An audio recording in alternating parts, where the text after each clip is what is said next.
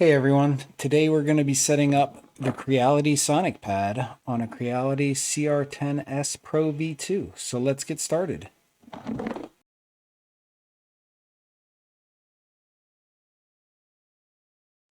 So if you're watching this video, I'm guessing you probably know what the Sonic Pad is, what it does, and why you would want it. But for those of us that don't, I'll explain it a little bit. Basically, the Sonic Pad is a device from Creality that adds Klipper functionality to your printer. Now, what's Klipper? Klipper is a piece of software that runs in conjunction with firmware on your printer to basically take all the heavy lifting off of your printer's CPU. Especially in the case of older printers, usually you're talking about an 8-bit CPU that has to do all the calculating and all the work of moving the stepper motors. Basically, it takes most of that work off of your printer's CPU and moves it to an external device like the Sonic Pad. Um, all that's left for your printer really to do is just move stepper motors, your extruders, moving your X, Y, and Z. Now, why would you do this? Well, number one reason, print speed.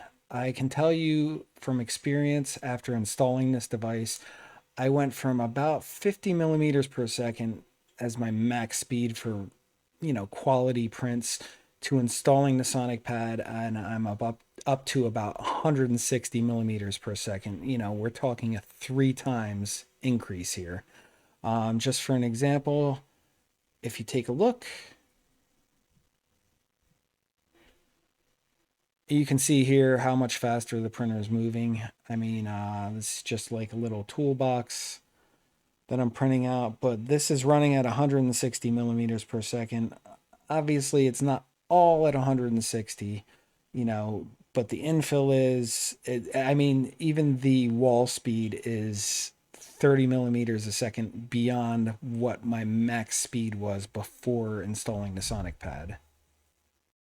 So let me just preface this by saying I'm not going to get into every detail of installing the Sonic Pad. I mean, the instructions are pretty good with it. No unboxing video. You can find those anywhere.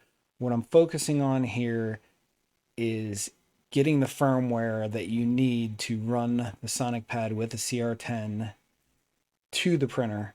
The instructions are pretty good for the Sonic Pad. The cabling, that kind of thing. It's pretty self-explanatory, but where it went off the rails was the firmware updating. The instructions, it basically says plug the cable into the printer, it'll see the printer, hit the button, and it pushes the firmware to the printer. Let me tell you, that did not work at all for me, which is why I'm making this video. Uh, Before we get started, I just want to say I'm planning on doing a lot more videos, all kinds of different things, 3D printing, some spray painting with the airbrush. It's another hobby I'm into. I'm also planning on doing some stuff with laser engraving. So if you like this video, please click the subscribe button, click the like button, and let's get started. Okay, so you tried to connect the Sonic Pro to your printer and push the firmware directly, and you just get an error message. Basically, you get an error message saying you couldn't connect to the printer. You only have 2 options: restart and settings. If you choose settings, you're going to get this menu here. Now what we're going to want to choose is all the way at the bottom, printer firmware tools. At this point, you want to put in a USB stick with a micro SD card in there. You can just plug it into one of your side USB ports for the printer, or for the Sonic Pad, I should say. And we're going to make some changes here. You're going to change the MCU frame to ATmega AVR. Processor model, I'm using the CR-10S Pro V2, which is a 2560. If you have one of the older CR10s, you might need to change that to one of these others. But for this, we're going to go with the 2560. Processor speed is 25 megahertz. Communication interface UART0.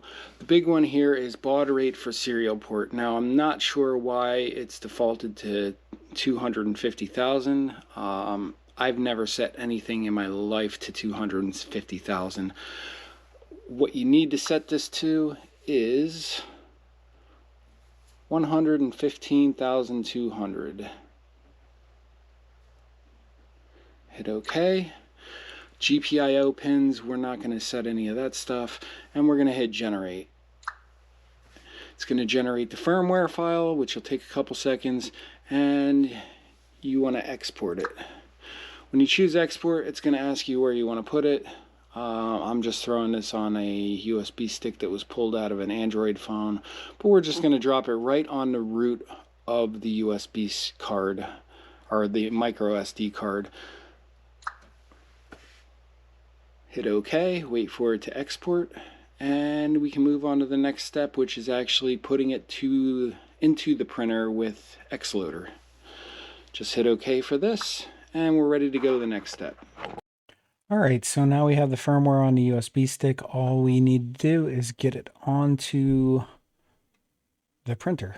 To do that, you're going to use a program called Xloader. I'll post a link in the description for this video, but basically you download it.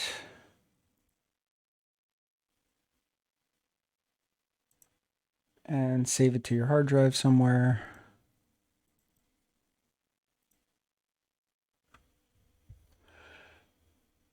Once it's saved, we're going to unzip that file.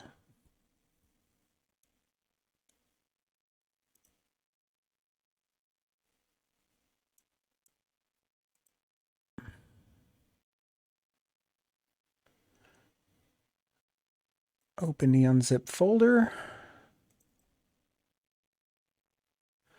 And this is the one we want. We're going to run xloader.exe. Okay guys, I'm having a little bit of problems when I try to start Xloader. Ever since I got the latest set of Windows updates, I'm getting .NET errors in the event viewer. But here's the screen you're going to get. It's fairly self-explanatory.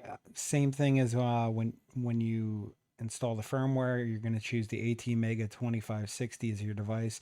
Obviously, the hex file, you're going to point it to the USB stick. The hex file on the USB stick that was created by the Sonic Pad.